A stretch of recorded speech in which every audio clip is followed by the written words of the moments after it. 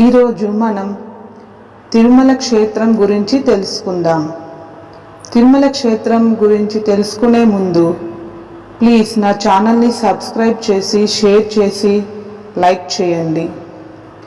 వీడియోని స్కిప్ చేయకుండా చివరి వరకు చూడండి.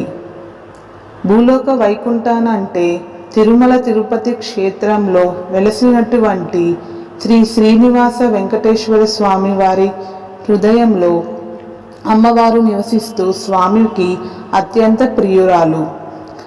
అలరారుతూ పద్మాసనం వేసి సుకుమారమైన చేతులతో పద్మాలు అలంకారంగా ధరిస్తూ భక్తులందరినీ అనుగ్రహిస్తూ ఉన్నటువంటి శ్రీ మహాలక్ష్మీదేవికి ముందుగా నా నమస్కారం.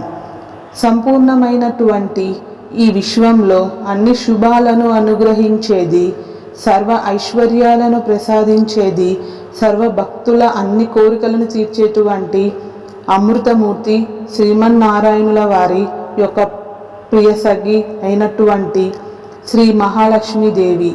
ఆ తల్లి ఉన్న చోట సర్వ సౌభాగ్యాలు నిలవై ఉంటాయి. దేనికి ఎలాంటి కొరత ఉండదు.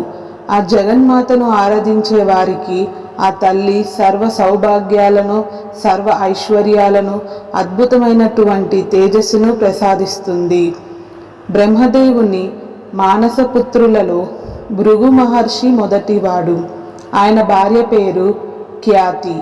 సకల విద్యా పారంగతుడైన మహర్షి ఒకనాడు ఆదిపరాశక్తి అనుగ్రహానికై తపస్సు చేస్తాడు. ఎంత కఠోరంగా తపస్సు చేస్తున్నటువంటి భృగు మహర్షి దృఢ సంకల్పానికి మెచ్చి ఆ తల్లి ప్రత్యక్షమవుతుంది. అప్పుడు ఆ మహర్షి ఆదిశక్తి అయినటువంటి ఆ తల్లిని అనేక విధాలుగా స్తుతిస్తాడు. జగన్మాత ఎంతో సంతోషించి ఏదైనా కానీ వరం కోరుకోమని ఆ మహర్షిని అనుగ్రహిస్తుంది.